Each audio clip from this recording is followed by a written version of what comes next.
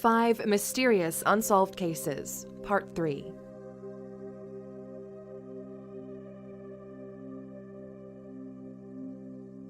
On August 29, 2016, an Australian family of 5 decided to go on a technology-free, off-the-grid road trip, convinced that they were being pursued and needed to escape their home.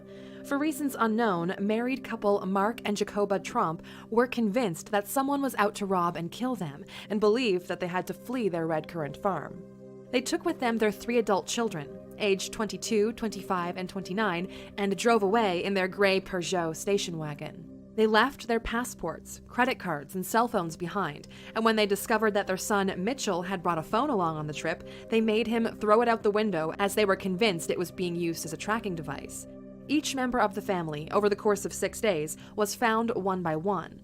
Mitchell was the first to leave the group after traveling all night with his family. At around 7 a.m. the next morning, he left the car as he was not convinced by the paranoid theories of the rest.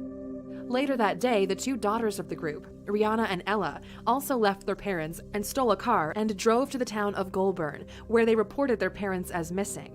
The 2 sisters then decided to part ways, as Ella wanted to go home and feed her horses, and Rihanna did not. Police found Ella once she arrived back at the family home. Shortly after, Mitchell also arrived back at the home. Rihanna was the last of the children to be discovered. She was mysteriously found in a catatonic state in the back of a stranger's vehicle. She did not know who or where she was. The next day, Jacoba, the mother of the family, was found aimlessly wandering in the town of Yass, 217 miles away from her last known location. It is unclear how she arrived there and at which point she left her husband. Jacoba was found in a delusional, agitated, and confused state. She and her daughter Rihanna were both taken into psychiatric care. As public interest grew, Mitchell and Ella were both interviewed on live TV, where they attempted to explain what had happened to their family and spoke about their missing father. Can you shine any light on or perhaps explain why he may not want to be found? Because he's scared that people are after him, or he's not in a good state of mind. And start off on this trip, I think it's just quite a confusing story. It is very confusing. I still feel confused. I think our state of minds wasn't in the best place, and yeah, it's hard to explain. Really, yeah. There's no bizarre, one reason for it. It's bizarre. Yeah. On the 6th day of the ordeal, Mark Trump was finally found near Wangaratta Airport after seemingly traveling over 900 miles in total, and was taken to the local police station. He didn't appear to appreciate the media attention and offered the middle finger to photographers and reporters. Investigators can find no reason why the family felt the need to flee from their home. No drugs were involved, and no previous history of mental illness has been discovered.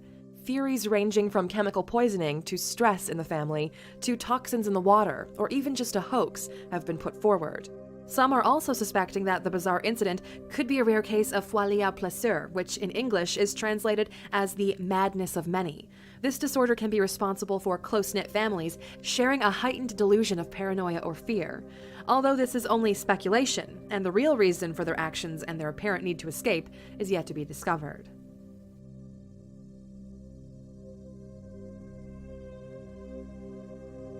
On December 13, 2009, 30-year-old Stephen Kocher went missing from Henderson, Nevada. A clean-cut, well-respected church-going man, Stephen decided to take an unexplainable road trip from his home in the state of Utah to his final destination of Nevada. Stephen's car was found in a dead-end cul-de-sac, and he was shortly reported missing. Surveillance footage shows him parking his car, leaving it there, and walking out of the frame.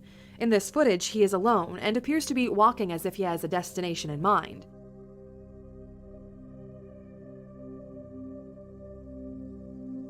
When his car was discovered, some of his belongings were still inside, including Christmas presents which he had purchased a few days prior, as well as blankets and pillows. Items missing from the car included Stephen's cell phone, wallet, passport, and driving license.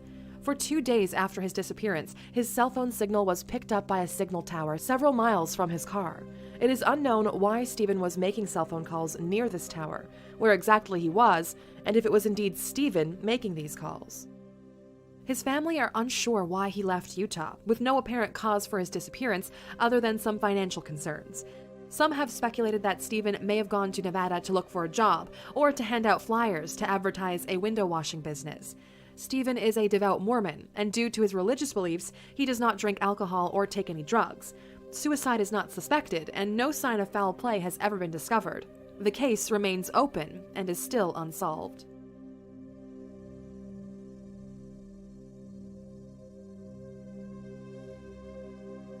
"14-year-old Andrew Gosden went missing on September 14, 2007, and was last seen by his parents leaving home early for school. The teenager, who was described as a maths genius by his teachers, was very intelligent and was into the goth scene. On the morning of his disappearance, instead of going to school, Andrew returned to his home in Doncaster, England, knowing that his parents had left for work. He then changed out of his uniform, emptied his savings account of its £200 contents, and bought a one-way ticket to London. Andrew, when offered, refused to buy a round-trip ticket despite it costing only 50 pence more. This refusal would seem to imply that the 14-year-old never planned on returning. An eyewitness on the train reported that Andrew was playing on his PSP console for the duration of the journey. Strangely, however, investigators later discovered that he did not take his PSP charger with him on the trip. This CCTV footage shows Andrew as he walked into London King's Cross Station at around 11:20 a.m., over 150 miles from his hometown, and the last time he was seen alive. Andrew's family have no idea of his potential motive for traveling to London. There's been no subsequent sightings of him, and all search efforts have led to no results, with TV, radio, and internet campaigns also proving futile. His parents have since added money to his bank account in the hopes of detecting him, but this money has never been used or withdrawn. Many believe that Andrew may have traveled to London to make a fresh start. However, £100 was found untouched in his bedroom, which weakens that theory. Some have pointed out that when freezing the security camera footage, a reflection of a man can be seen in the glass who appears to be looking in Andrew's direction. Was this person someone the schoolboy had planned on meeting? Perhaps most strangely of all, a few years after the teen went missing, a visitor to a police station claimed to have information on the case, but because the station was closed, this man was asked to return the following day. However, he never did. The search for Andrew continues.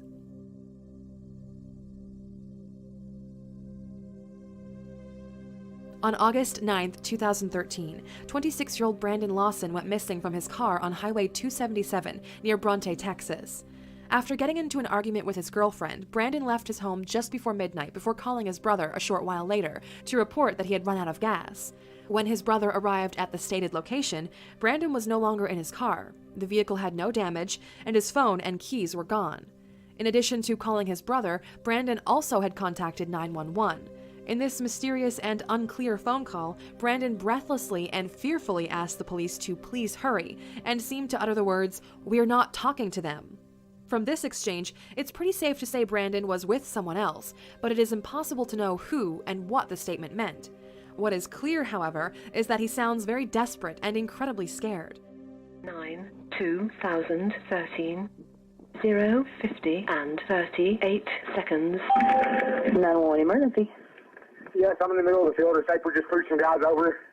Right here going towards Javelin on both sides. Not sure if they're out of gas. There's one car here. You got to take them to the woods. Please hurry.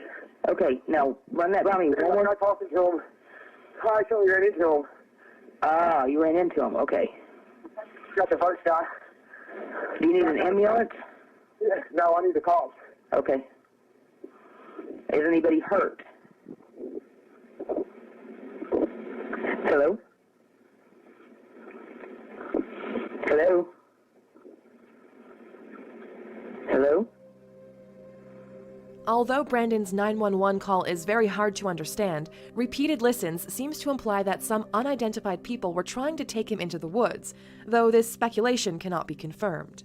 After arriving at the abandoned vehicle, Brandon's brother's girlfriend decided to give him a call and was told by Brandon that he was 10 minutes up the road, and mentioned that he was bleeding. This was the last time they ever heard from him.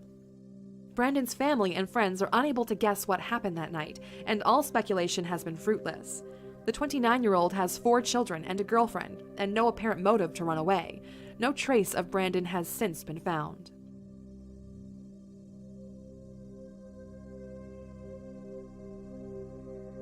From June 12th to June 16th, 2009, a mysterious elderly man with a heavy Germanic accent visited the coastal town of Sligo in Ireland, where he spent his final days. The man checked himself into the Sligo City Hotel under the name Peter Bergman and paid for his stay in cash. On June 16th, the body of this enigmatic man was found on a beach under very mysterious circumstances.